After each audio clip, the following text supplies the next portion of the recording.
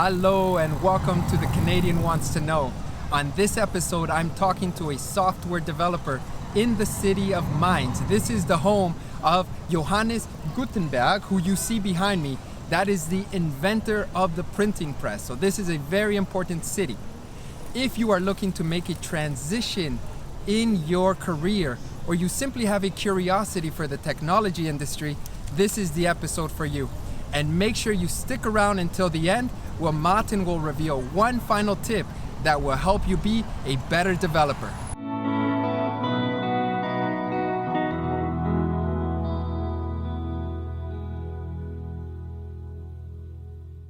Hello Martin, and welcome to the show. Can you tell us a little bit about how you got into technology? I started as a more traditional engineer. With traditional, I mean in a more traditional environment, mechanical engineering, quality assurance, something like that. During university, there were some classes in computer science or about basic programming, and that was the time when I fall in love with programming, and yeah, that was the beginning. And what are the areas of your job that you really enjoy?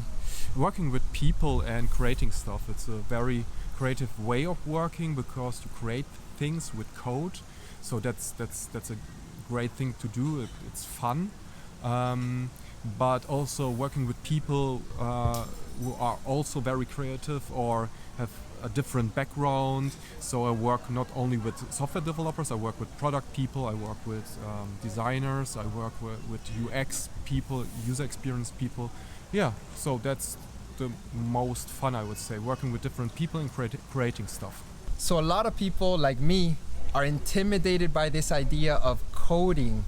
What would you tell someone who says, oh man, coding is too complicated, I'll never be able to learn it? Yeah, I heard it before. First of all, it's not rocket science, so it's not that you're traveling to the moon or something like that. So you can learn it, everyone can learn it. If you have a basic understanding of logic, or you can apply logic to solve problems, I guess you can learn it. It takes a while, so don't get frustrated if it doesn't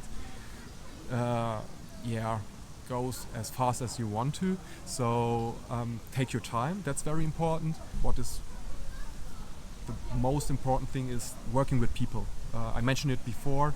If you're the best coder but you're a difficult person to work with, then at the end the product or the code will not cover this or will not replace a good working relationship. That's more important than be the best developer. My next question is, what are 3 skills that I need if I want to be a good software developer? Tricky question. For me, the first one is curiosity, to be curious. You want to learn new stuff because technology is evolving so fast and you have to keep up. So some kind of curiosity to be have some kind of passion. The second one would be discipline, because you have to learn a lot of stuff. Sometimes it's annoying, but you have to go through it. So you need this for sure. It's not only fun. The last one is honesty.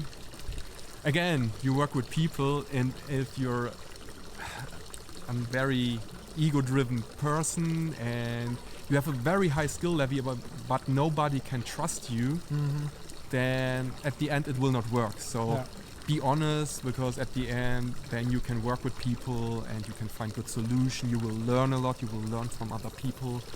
Yeah, I think that's my top 3. So it was curiosity, discipline, and honesty. Yeah. Okay, so how can I start? Let's say tomorrow I tell my students I'm quitting, I'm not going to be teaching anymore, I'm going to become a software developer. What is your advice to me? Sad news, George, but I will help you. I don't know, but the internet knows. The beauty of the internet is it provides everyone with all the information you need. There are some good resources. I can name 2. I think you can put it in the description. Yeah, I'll do that. The first one is Free Code Camp. It's a more non-profit thing. It's a web app, and you can do classes there. You can get a certificate at the end. It's totally for free. You can do it by your own in your pace. So it's a very, very good start. A lot of companies know this program. So it's a very good start. How long does it take?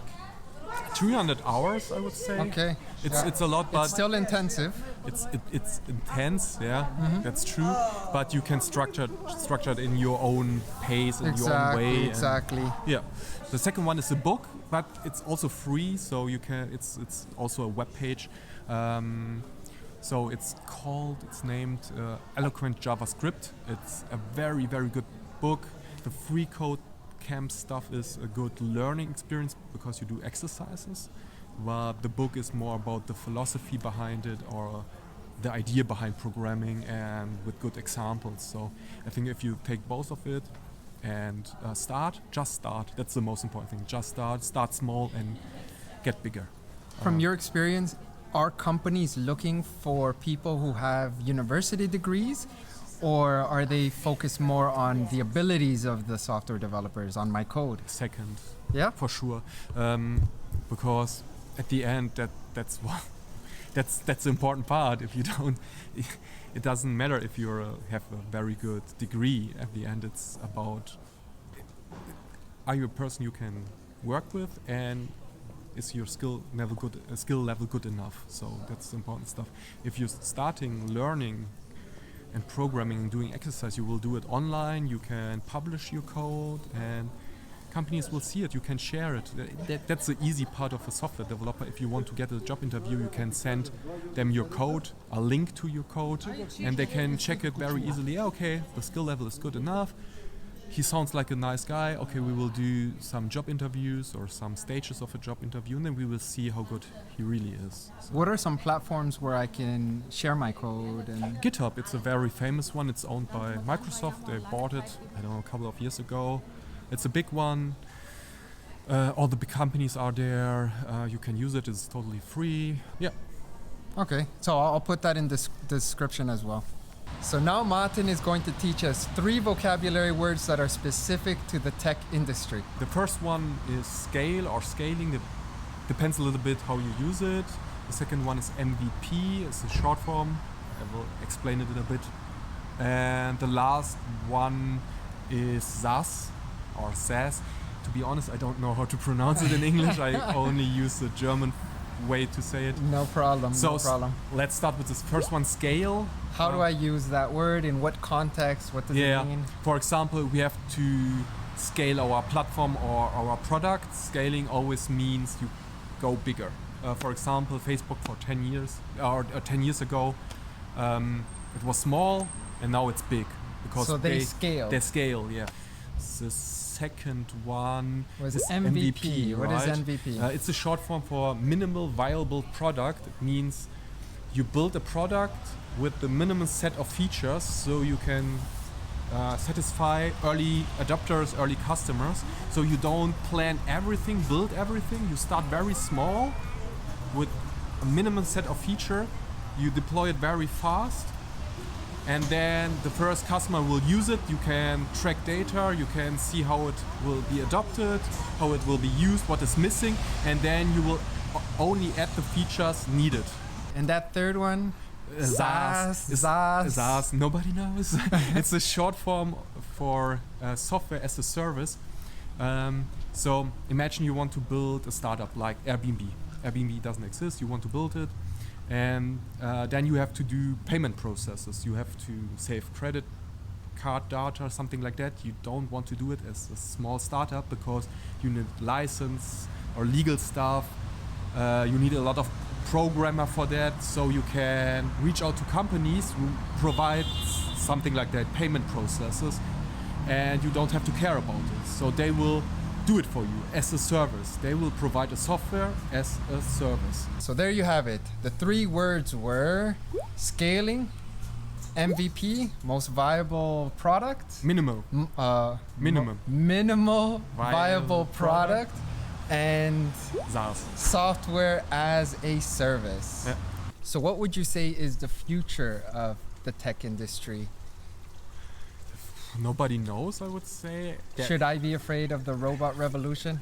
No, you should not. I don't think that it will harm your body. No. So I don't imagine Arnold Schwarzenegger Terminator No. crashing your skull, something No, like that. it's No, not gonna I don't happen. do that. I would say there's a big issue because we automate things, a lot of things, and there will be jobs which will be vanished. So the people will be unemployed.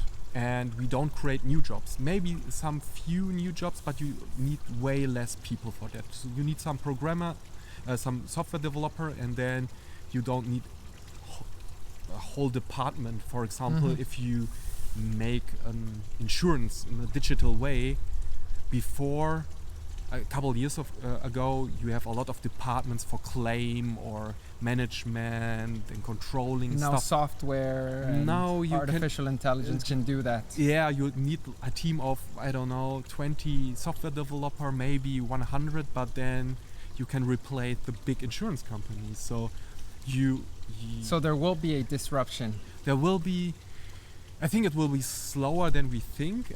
A lot of people are very afraid that it will be It's very going to happen fast. in the next 5 to Yeah, 10 years. I don't We're all think- going to be unemployed. I don't think so, because at the end you need the acceptance of the user. If users don't accept the new technology, technology is fast, the user is not. So I'm not afraid that it will be a big cut or a very specific point and we have a revolution, but the government, the whole society should think about solutions. We need some kind of solution because there will be a lot of automated Job losses. job right? losses. We will have a lot of algorithm, automated stuff, and there will be no new jobs. So we have to think about the solution. That's the big threat, but I think it's a solvable one. So like we promised at the beginning of the video, Martin is going to share with us one tip on how to solve complex problems as a software developer. Yeah, that's an important word, complex. If you want to solve a problem, the first step you should take is figuring out what kind of problem it is. Is it a complex one or a complicated one? For a complicated one, there are some kind of recipe or experts. You follow some steps. There are many steps maybe and a lot of dependencies, but if you follow the steps, you get a result. For example, building a switch, a watch or something like that. If you have a complex problem, you don't know the steps. So you start small, make mistakes, it's not a problem, adapt, and you get bigger, and then you will solve the problem. So to recap, we got to start small. Yeah. And we have to have a good plan. For the complicated one, yes. For the complex one, you should have a minimal plan for the first 1 or 2 steps. But you have to keep in mind that you have to change your plan maybe completely after the first 1 or 2 steps. Could happen. So the keyword that you used was agile, right? Agile, yeah. The agile means you are flexible. You can Flexible, adaptable. Yeah. And Germans are very great at being flexible, right? Not really, but we improve. We make more steps and adapt. Exactly. Little by little, we make improvements. We have one final question for you guys. You can leave your answers in the comment section below. What was the question? Do you think that technology makes the world better or worse? So what do you guys think? You can leave your answers below. Are you afraid of the robot revolution like I am? No? Thank you guys for watching this episode. We'll see you in the next one. Bis nächstes Mal.